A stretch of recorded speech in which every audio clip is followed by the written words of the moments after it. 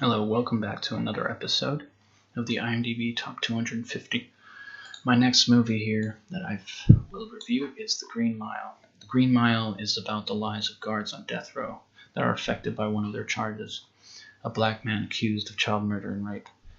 Yet, he has a mysterious gift. This character is played by Michael Clarke Duncan, and the lead in the movie is one of the guards who is played by Tom Hanks. There are some other characters in this movie that play an important role, but let's start with Tom Hanks' character, Paul Edgecombe. And Paul Edgecombe is a middle-aged man who lives a pretty normal life as a death row guard. He then comes across one of the inmates who kind of seems like a harmless fellow. He's really big, but he just seems kind of childish. He seems kind of like a kid.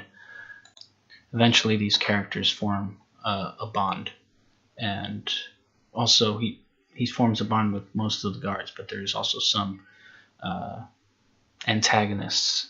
Well, there's one antagonist who's in the movie, who's played by Doug Hutchison, who he plays the character who's pretty much the bad guy in this film.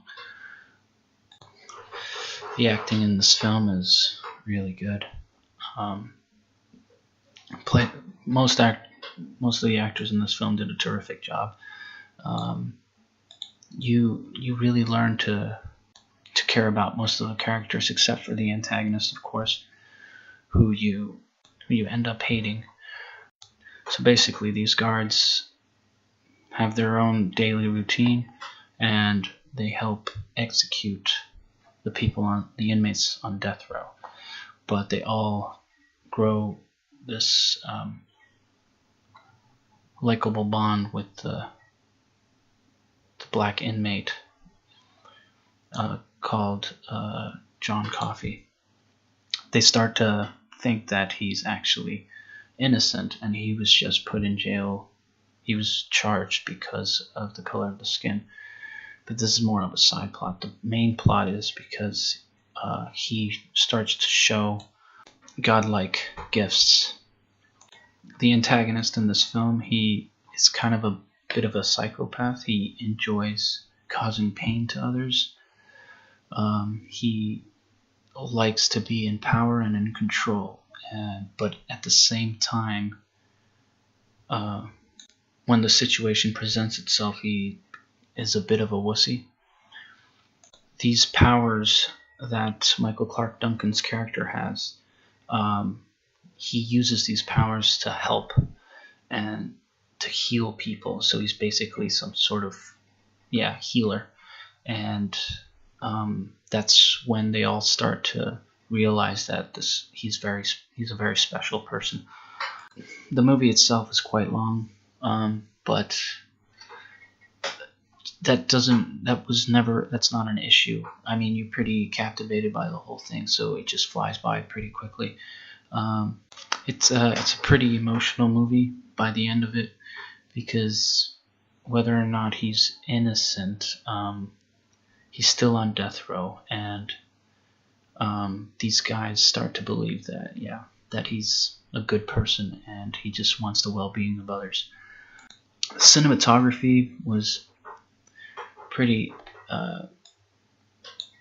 fitting for the genre and the tone of the movie, which was yellow and brown, and kind of it matched the time, the setting of the movie, which was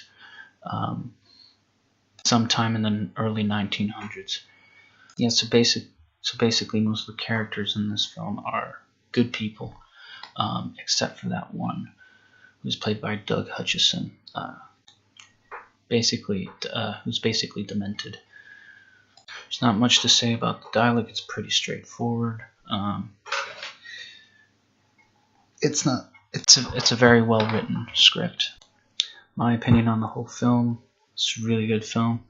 I would definitely recommend it, and it totally deserves to be on the top 250. This movie is based on a novel by Stephen King, which I actually had no idea about, because it didn't seem as dark as most of his other movies or books. The movie itself is quite tragic, but at the same time there's a silver lining to it, and I can't give too much away, but yeah, the ending is pretty powerful. So in conclusion, yes, I'd give this an 8.5 out of 10. Would definitely like to watch it again. Well, that's basically what I can talk about. I wouldn't want to give any more away. Well, till next time.